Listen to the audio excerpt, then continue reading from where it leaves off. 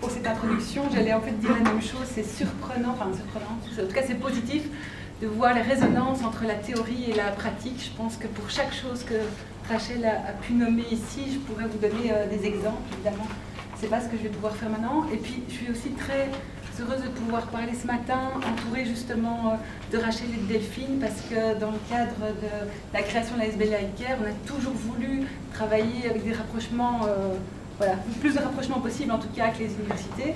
Et le fait d'être nourri de leur recherche, de leur réflexion, parce que tant Delphine que Rachel ont déjà passé beaucoup de temps avec nous, leur éclairage théorique, les résonances que ça apporte, c'est vraiment riche pour tout le monde, pour l'équipe.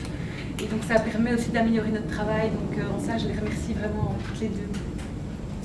Voilà, alors, bon, il y a quand même une série d'entre vous qui nous connaissent, mais je vais quand même passer d'abord sur la réflexion de la logique du travail d'ICARE, parce que ça va pouvoir amener des exemples de collaboration interprofessionnelle et des difficultés. Pour ça, il faut que vous compreniez d'où on est, d'où on parle pour le faire. Donc je fais un petit résumé pour commencer.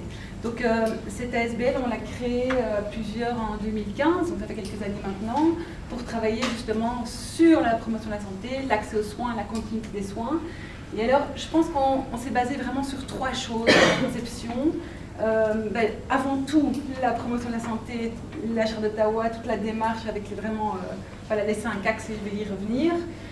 La question du care, ça vraiment, bon déjà il a fallu créer, trouver un nom. Quand on est tombé sur cette idée de care, on a quand même beaucoup lu sur les théories du care, de Joanne Tronto et d'autres, pour un peu comprendre ce que c'est le care et comment on allait pouvoir le mettre en place en milieu carcéral.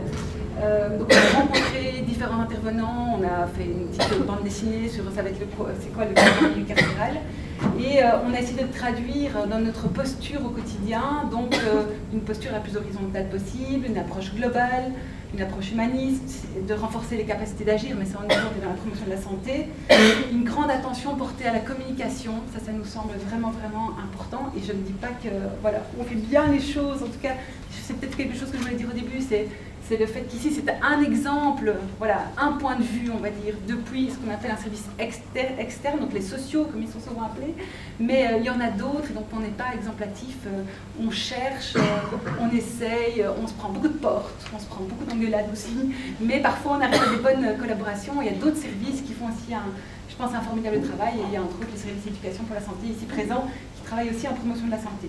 Mais donc, pour reprendre cette question de la communication, c'est faire ce qu'on a dit qu'on allait faire, par exemple, c'est extrêmement important, tant avec les professionnels qu'avec les personnes détenues. Et donc, si un ou une de mes collègues dit à une personne détenue je vais prendre cette information, je vous la ramène, et que finalement, le coup de fil n'a pas pu être donné, la chose n'a pas pu être faite, eh ben, c'est extrêmement important d'aller le dire à la personne, de mettre un petit mot s'il faut sous la porte, mais en tout cas de donner l'information. Et tous ces petits trucs-là, c'est ce qu'on travaille en fait autant que possible sur la notion de considération qui est quand même au cœur des pratiques du care, et informer fait partie de ça.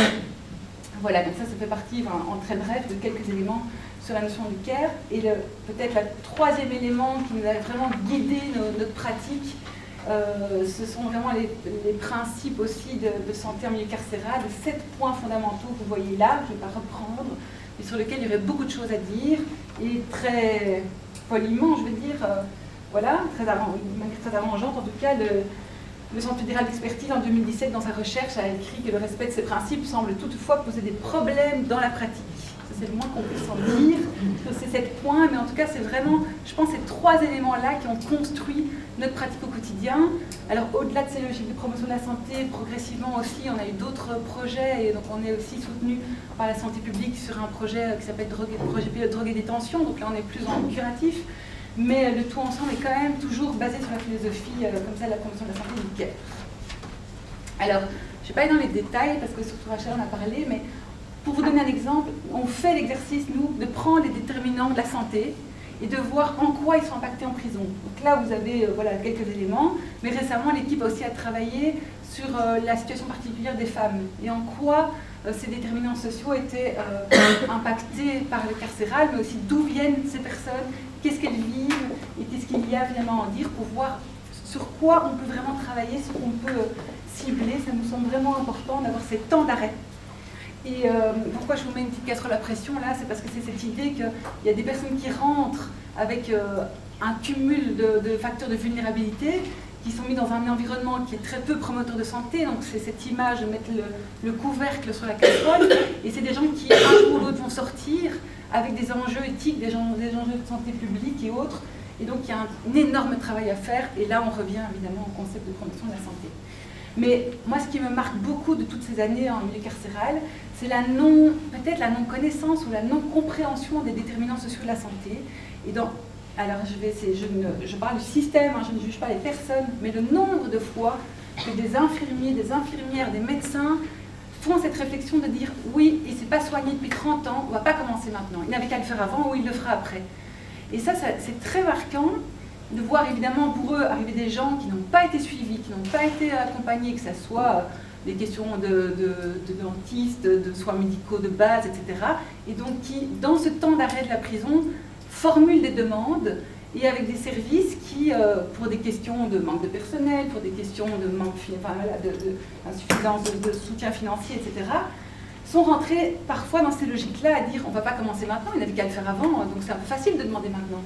Or, si on se base vraiment sur ces questions déterminantes sociaux de la santé, on se rend bien compte qu'il y a des causes au fait que les gens n'ont pas pu prendre soin d'eux avant, et peut-être qu'on peut prendre le milieu carcéral, même si ce n'est pas un lieu de soins, c'est un lieu, en tout cas, c'est pas un lieu de santé en soi, mais c'est un lieu où on soigne et où on peut prendre soin, et donc on peut peut-être prendre ce temps d'arrêt comme un temps d'insertion, de réinsertion dans le système social santé, dans l'accompagnement, dans la bienveillance, partant de où les gens viennent.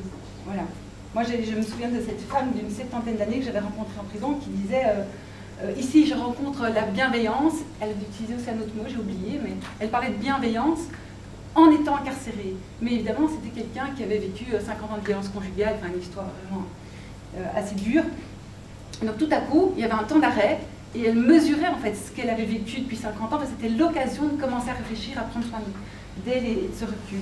Donc c'est de ça, voilà, quelle que soit notre vision de l'incarcération, du sens de l'incarcération, etc., peut-être qu'on peut prendre ce temps d'arrêt comme une opportunité, puisqu'il existe, et que manifestement, c'est pas de mal à veille qu'on sort les gens des prisons, c'est peut-être un temps d'arrêt dans lequel on peut réfléchir à ce qui fait santé en prison, et donc là, on revient évidemment aux théories que Rachel a apportées.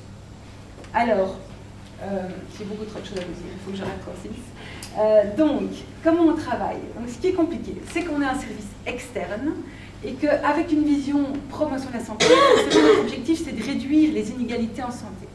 Réduire, c'est un verbe d'action. Donc réduire, on va forcément agir. Et comme on va travailler selon les différents axes de la charte d'Ottawa, de la promotion de la santé, on ne veut pas s'arrêter aux questions d'accompagnement individuel des gens. Et je pense que c'est là qu'on nous attend dans les prisons, et que notre travail est plus ou moins accepté selon, c'est quand on accompagne les gens individuellement. Mais pour nous, ça ne fait pas sens si on ne travaille pas également de manière collective, communautaire, si on ne travaille pas sur l'environnement, sur les politiques publiques. Enfin, c'est l'ensemble qui apportera une amélioration. Sinon, on peut continuer jour après jour dans les 50 ans qui viennent, on aura toujours des gens accompagnés. Et ça, on continuera, mais si on ne fait pas les deux à la fois avec un travail structurel, ça n'a pas forcément de sens. Donc nous, on veut vraiment travailler sur les deux points de vue. Et ça nous rend évidemment très encombrants. Je crois que je peux le dire comme ça. Encore récemment, la Direction générale des établissements pénitentiaires disait oui, si vous donnez encore, je ne dirai pas plus, mais un projet à Eker, il faut quand même faire attention parce qu'il faut qu'il s'adapte au système, mais ils n'arrêtent pas de vouloir faire bouger les choses. Et donc là, moi, je le prends plutôt comme un compliment pour Eker, même si c'est les choses difficiles au quotidien. C'est forcément, on interroge, forcément, on tente de faire bouger les choses pour améliorer le système et interroger, évidemment, c'est très inconfortable pour les deux parties et ça rend les collaborations interprofessionnelles un peu compliquées. Voilà, pour nous aussi l'importance de la présence au quotidien. Le quotidien, plutôt que des projets qui nous amènent tous les X dans les prisons, c'est montrer une certaine stabilité, c'est créer des relations de confiance, c'est une connaissance mutuelle, c'est comprendre le système, de pouvoir aussi respecter le travail des acteurs en interne et en particulier des agents pénitentiaires. Donc c'est se fondre dans le quotidien sans faire partie du système. C'est compliqué aussi de faire les deux et pour ça, peut-être que notre garde-fou, c'est aussi de bien rester à l'extérieur. Par exemple, on n'a pas de réunion d'Iker dans un local de la prison. Parce que notre réflexion, on veut la garder à l'extérieur, parce qu'on sait combien le système peut nous happer, je ne sais pas comment dire ça, mais on a peur de commencer à réfléchir avec toutes les contraintes du milieu carcéral. On veut rester à l'extérieur pour penser ce qu'on ferait à l'extérieur en l'adaptant dans le milieu carcéral. Mais en même temps, on veut cette présence au quotidien pour se fondre finalement dans le milieu et pouvoir accompagner mieux. On arrive aussi dans les prisons sans projet, en tout cas en promotion de la santé, sans projet précis, ce qui déstabilise un petit peu les directions, parce que c'est en fonction des observations du terrain qu'on va pouvoir développer des projets. Et ça permet, entre autres aux directeurs et à d'autres, de pouvoir formuler, selon eux, quelles seraient les priorités. Et j'étais comme ça marquée par la prison de Marche, où il y a de la mixité, où la première chose que le directeur avait demandé, c'est est-ce que vous pouvez travailler sur les coups de foudre? Moi, je n'avais jamais imaginé qu'on allait nous demander de travailler sur ce type de... Voilà. Les coups de foudre en prison, c'est un sujet en soi. Et de fait, ça pose quelques problèmes. Voilà, donc il y a aussi la question d'aller vers, qui reste aussi compliquée, mais qui vaut vraiment la peine, c'est ne pas rester dans les locaux, enfin on est un peu assigné à rester dans des parloirs avocats, dans des bureaux qui sont assez loin des cellules des détenus. Et en fait, nous, un maximum, on essaye de travailler dans les cellules, on travaille au préau, dans les endroits où les gens vivent au quotidien. Ça permet d'approcher ceux qui ne feraient pas de demande et pourtant qui ont plein de besoins, mais ça permet aussi d'avoir un autre regard sur la prison. Ce regard, dans le quotidien, il nous amène en fait à voir des choses que d'autres ne voient pas. Alors, ça amène à pouvoir développer des projets, donc ça c'est hyper intéressant, mais ça amène aussi à rendre les choses parfois difficiles. On va amener des constats qui ne sont pas vus par d'autres, et on me dit mais vous dites n'importe quoi. Mais en fait c'est juste parce qu'on est à des places complètement différentes. Je vais passer tout ça. Donc on a une série de projets, mais ça à la pause ou quoi si vous voulez des informations, je vous en parlerai. Voilà 2-3 éléments encore sur les collaborations interprofessionnelles et 2-3 exemples. Donc ça nous semble vraiment fondamental de travailler de cette façon-là pour pouvoir accompagner les gens, de mettre en place des projets, améliorer l'environnement et influencer la politique. Donc des collaborations, on en a des tas, plus ou moins faciles, plus ou moins compliquées, avec une série de partenaires, entre autres ceux que vous voyez ici en dessous, mais il y en a d'autres, comme les commissions de surveillance, par exemple. Ça, je vais un petit peu passer. Quelques exemples concrets, parce que c'est quand même ce que Rachel me demandait, donc je prends la dernière minute pour ça. Alors, Monsieur X, donc je ne vais pas vous donner le nom évidemment, c'est un monsieur qui n'a pas qui est sans titre de séjour, qui vient d'un pays de l'Est, mais qui n'a jamais vécu dans ce pays, et qui risque voilà, de devoir y retourner de gré ou de force, et qui a la maladie de Crohn. Et en fait, dans cette situation, on a vu toute une série d'acteurs qui travaillaient chacun de leur côté, et donc tout notre travail, c'était de faire un lien entre ces acteurs et de mettre tout le monde autour de la table pour voir comment on pouvait accompagner au mieux ce monsieur avec les casquettes différentes. Mais c'est vraiment un travail de très très longue haleine hein, de faire ce genre de choses. Un autre exemple, Madame Y, qui était une dame qui était à la rue avant d'être incarcérée. Elle était suivie par une ASBL externe qui fait du travail de rue. Elle est enceinte, elle est en prison, et on a pu vraiment faire un travail de collaboration avec la direction, avec l'ONE, avec ce service externe qu'on a fait entrer en prison, pour pouvoir accompagner collectivement et de voir comment chacun, avec sa casquette, pouvait accompagner Madame. On a eu une dame qui était hospitalisée pour 3 semaines et qui n'avait que ses vêtements voilà, qu'elle avait au moment de quitter la prison. Et donc ça a été tout un travail de négociation avec les agents pénitentiaires et avec la direction pour pouvoir aller chercher des vêtements dans sa cellule et les amener à l'hôpital. Ça prend un temps fou parce que c'est énormément en fait d'autorisation, de négociation. Et je crois que c'est peut-être un élément important que je mets ici dans les difficultés et risques. C'est qu'on parle ici de collaboration interprofessionnelle et que dans l'idéal, on voudrait dans quelque chose de très horizontal. Mais il n'y a rien à faire. Tout ce qu'on demande, c'est soumis à autorisation. Et donc, chaque chose, chaque objet, chaque démarche, tous les jours, on se retrouve dans une position un peu compliquée de devoir demander.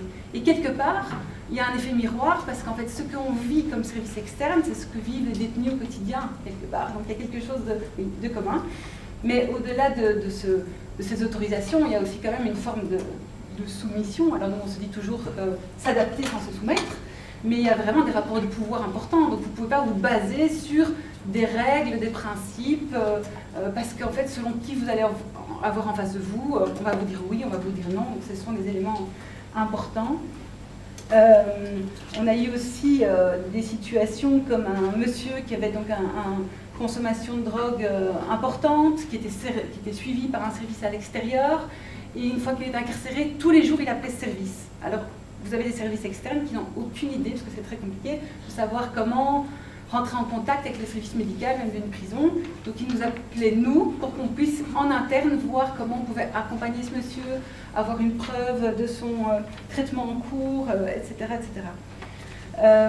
À l'inverse aussi, évidemment, on a des situations plus compliquées, mais je crois que je n'aurais pas le temps d'en parler maintenant, de collaborations qui nous paraissent évidentes, mais qui sont impossibles à mettre en place, parce que voilà, chacun reste dans ses cas. C'est ce que Rachel a un peu expliqué, hein, il y a des sous-systèmes, et passer d'un système à l'autre, c'est très variable selon les individus, selon les établissements, et donc c'est pas le système qui le permet, il faut que vous trouviez la bonne personne avec la bonne volonté, et ça c'est en fait voilà, très à risque en fait, de dérive, quand on doit compter sur les gens, et pas sur un cadre qui permet ces collaborations interprofessionnelles. Donc on estime qu'évidemment il y a à améliorer la politique de promotion de la santé qui devrait être mieux financée, reconnue et intégrée au milieu carcéral. Je ne fais pas passer une réforme voilà, qu'on attend depuis très longtemps et qui commence à faire ses effets. De la formation, parce que je crois vraiment qu'il y a de l'incompréhension, de la promotion de la santé dans les prisons, donc on se demande toujours ce qu'on fait, pourquoi on vient avec une vision large de la santé, et on nous dit souvent, c'est pas votre problème, si monsieur, alors que vous venez de mettre tout un système d'aide en place, on va le transférer à Arlon alors qu'il était à Bruxelles, de quoi vous vous mêlez, c'est pas votre problème. Alors que si on fait santé, on pourrait travailler évidemment tous ensemble. Voilà, je ne vous parlerai pas des projets, je vais m'arrêter là, dans le milieu qui est une pause pour pouvoir partager, et je reviens sur cette phrase que j'aime beaucoup de Cynthia Fleury, le soin est le premier geste politique qui nous permet d'habiter le monde. Merci.